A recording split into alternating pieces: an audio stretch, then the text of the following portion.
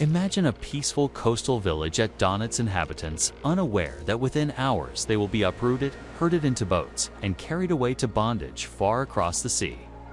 Such was the grim reality of many pirate raids during the early modern period, when maritime raiders struck not only merchant ships but entire communities, seizing men, women, and children alike.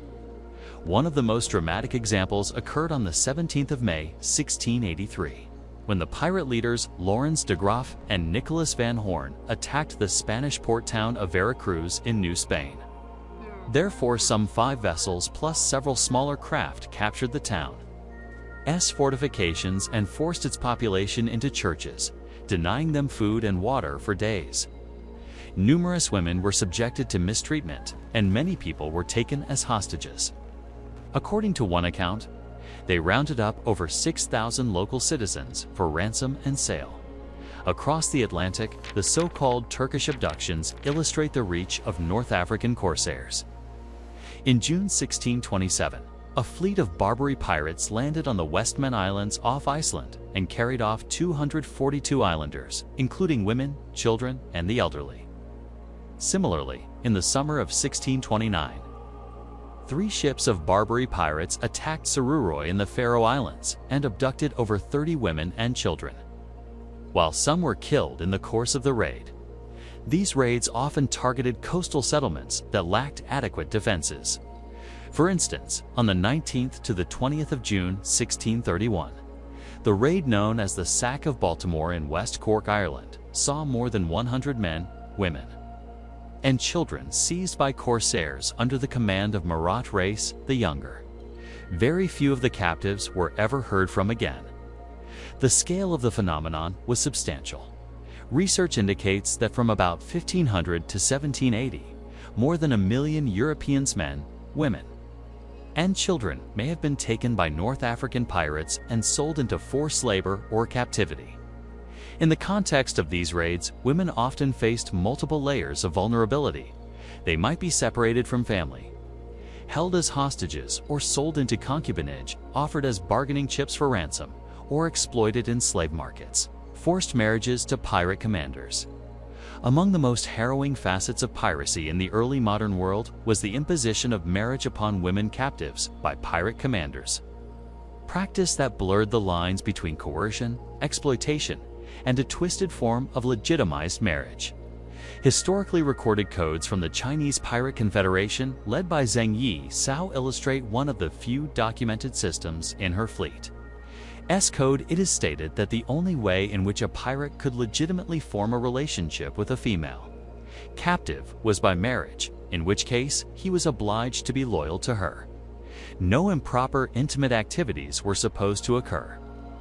That formulation, however, did not represent a consensual contract in the modern sense. In practice, many women seized in raids had no meaningful choice. The pirate commander held power over their status, and the marriage served first and foremost to validate the commander's claim over the woman, to symbolically transform her from captive into property wife, and to regulate crew behavior. In Western maritime contexts, while the formal institution of forced marriage to pirate captains is less directly documented, the principle of marriage to cement domination or control over captives does appear. For example, women captured by Mediterranean corsairs could find themselves presented in the household of a commander or local official under a claim of marriage, though the reality was more akin to concubinage and coercion. Moreover, the uniform pirate articles of Caribbean buccaneers seldom included references to captive marriages, reflecting perhaps a less codified arrangement, but the underlying power dynamic was similar. Captors using marriage as a means of social control. Thus, forced marriage in the pirate context functioned as a dual mechanism, socially legitimizing the captor's claim over a woman and enforcing discipline among the crew. The effect for the women involved was profound. Stripped of agency, they were entwined in a system of violence and subjugation under the guise of matrimony. Captivity and below-deck confinement. When coastal or maritime raids culminated in the seizure of women, the ordeal did not end at capture. Instead, for many women, the next stage was forced confinement below deck, or in makeshift prison spaces aboard pirate or corsair vessels, an ordeal of physical, psychological, and social subjugation. One documented case involves Elizabeth Marsh, a young Englishwoman whose ship was taken by Moroccan corsairs in August 1756. She recounts how, after capture, she was transported first to the pirate base at Sale and then onwards. Describing the moment, it was thought more prudent to wait for them than by trying to escape, run a risk of being put to death if they should attack us. For they were well armed and very numerous. Though Marsh's captivity narrative largely emphasizes her later negotiation and survival tactics, it nonetheless points to a period of containment and extreme vulnerability immediately following seizure. In the Mediterranean and North African context, the so-called Barbary system included the capture of persons who were then held in slave markets or on corsair ships. Researchers note that women were subject not only to ransom or sale, but also to confinement in conditions where their movement was restricted and their autonomy eliminated. Pirates and corsairs often carried off captives aboard ships ill-equipped for prolonged human transport. Holds designed for cargo or for male prisoners were then repurposed for women, children, and the elderly in cramped and unsanitary conditions. While much of the spotlight falls on the forced labor or sale of captives, the below-deck confinement phase must be seen as a distinct stage. Here, women were rendered into human cargo removed from any protective community or family structure and left biologically and socially exposed. The physical space a dark hold beneath the deck with little light, fresh air, or privacy became a liminal zone between the moment of capture and whatever fate the captor decreed. Whether that was sale, forced marriage, concubinage, or prolonged servitude. Trade of women to local warlords. In the wake of maritime raids and ship captures, many women seized by pirate or corsair forces found themselves not simply held, but transferred into systems of trade sold or bestowed to powerful individuals, such as local warlords, sultans, and governors. A striking example is Helen Gloag, a young Scottish woman captured in 1750, after her ship was overtaken by Moroccan corsairs. Gloag was sold to a wealthy Moroccan and subsequently presented to the Sultan Sidi Mohammed ben Abdallah, becoming his consort and eventually one of his principal wives. In her story, the trade of a female captive transformed into a political household arrangement. A captive turned into a possession of considerable value to a warlord ruler. Similarly, in the broader structure of the Barbary trade, capture did not always lead directly to ransom or release. Many women were placed in female slave bazaars, such as the Evret Pazarları in Istanbul.